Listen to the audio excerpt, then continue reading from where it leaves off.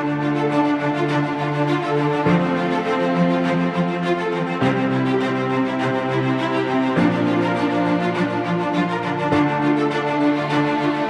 an assistant professor and I teach at Vanderbilt University in Nashville, Tennessee, originally from Brooklyn, New York, hence my accent. In the martial arts field, I'm working on, one book will be coming off of the keynote speech I gave here, which is on the modern invention of the category of traditional martial arts. And then I'm working on translating the earliest martial arts text in Chinese history, a 10th century wrestling manual. And then I'm going to include with that probably a retranslation of the boxing classic chapter of Qi Ji Guang's Jixiao Xinshu, and also there's a chapter in that on archery, and put them all together as a text which will be on the earliest Chinese texts on martial arts. Oh wow, so I've been doing martial arts now coming up on 35 years. So as I said, I grew up in Brooklyn as a skinny book reading person who a little bit intimidated by the environment I was in, and New York was a little rougher back then. Nothing really, I wasn't in anything dangerous, but I wanted to learn to fight. Basically, I was afraid. So I started at a school under Sensei Lou Neglia on Avenue U, I think it was, maybe I'm wrong. And it was a full contact kickboxing, street fighting oriented style. And it was exactly what I needed as a 15-year-old to, I don't want to say, I mean, to make me tougher, to expose me to martial arts and quite literally get hit. So that you then went, okay, that sucked, but it's not the end of the world. And to learn to fight back. So I started from a practical standpoint, and to connect to what I'm going to say shortly, I said that I was also very aware at that point, even though this was very rough and oriented toward street fighting, I also very quickly thought, what happens when you get on the ground? And I didn't really have an answer for that. I was always very aware of what happens when you get on the ground. And that kind of troubled me for a long time. And then I went off to college, and I studied Chinese wrestling for a little bit. And then I did Taekwondo and Kendo, and I got a black belt in Taekwondo. And when my kids got old enough, my oldest got old enough that I could use the excuse of taking her, and then I could go again, because I couldn't really just leave, when you have young children, say, here honey, I'm going off to do this. And so I've been doing it for about 8 years now, and absolutely addicted to Jiu-Jitsu, as most people who stay in it after the first, year or so are. So that gets us to here. Well, and it's a disease of academics. I've overthought it relentlessly, and I have a little file on my computer for some sort of volume in the future of reminiscences, which seems like a very egotistical thing to do. Who really cares who really wants to read 50,000, 60,000 words of me talking about, my reminiscences on this? And then I realized it'd probably sell more than any of the academic books, because, who buys an academic book? But why I do it, and of course, I'm going to be 50 next month, so I don't do it for self-defense anymore, but I did do it to confront my deepest fears, which is to say, being on the ground, being ineffective. I think it mostly is about being ineffective and not knowing what to do. And so the first couple of years, I loved Jiu-Jitsu from the beginning, but I was absolutely terrified for the first 2 years.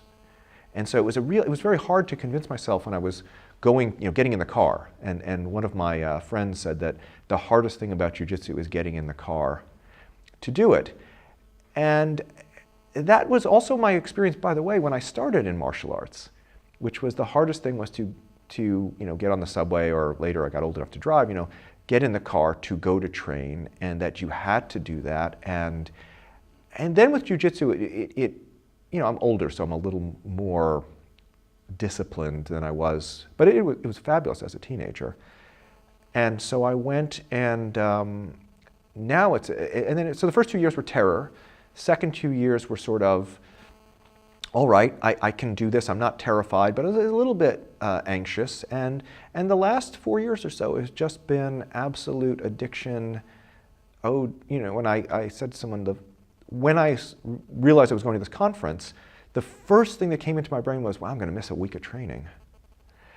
And that my brain now calculates how many days, that like a sort of top of the queue is, how many days of training am I going to miss when I travel or if I take on that responsibility. And I'm very fortunate that my wife has come to see how valuable it is. And she knows that that I will put it aside if things need to be done, and occasionally that happens, and she'll sort of say, I'm sorry, but. And she knows, you know, I'm an adult now. You know, there's a life that's more important than that. But it's the most wonderful activity of my week on a consistent basis. And the whole activity, and I'm talking about now when it's 90 degrees in Nashville. I don't know what that is in Celsius, and it's quite hot and it's quite humid, and it's not air conditioned, and you just are destroyed afterward, and it's wonderful though, and I wouldn't stop unless I was forced to. Well, I think what defines it is that I have perceived myself as a martial artist. I have an identity as a martial artist. And that's a core identity that I've had for, you know, when I sit there and say to you, I've been training for 35 years, to me the meaningful thing is that in my mind, I have been a martial artist. Even when I was not able to train because of family or lack of availability of things, in my mind, I was still always a martial artist. And I will always be a martial artist, as much as we all have lots of identities. But that's a very important identity for me, and I lift weights and I play racquetball but those don't have the identity issues. I don't identify, I don't say I'm a racquetball player. And some people might be racquetball players, it's really core for them. For me, it's an identification, and I've been incredibly fortunate in that the book I wrote on Chinese martial arts history was the book I wanted to read when I was a teenager. The work that I do now as a professional academic is, I got to come to this conference and talk about martial arts as part of my professional, as duties. I was invited to keynote speak. I've been invited to keynote speak at a conference in China in October.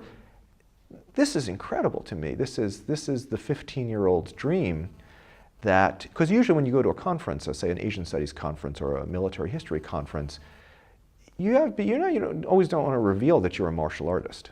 Because a lot of people think that's kind of a weird thing. And here we're in a room where I think everyone is a martial artist. And that goes without, so it goes without saying that, we're all, and it's not even a question of martial arts, it's what do you do? What are you practicing now?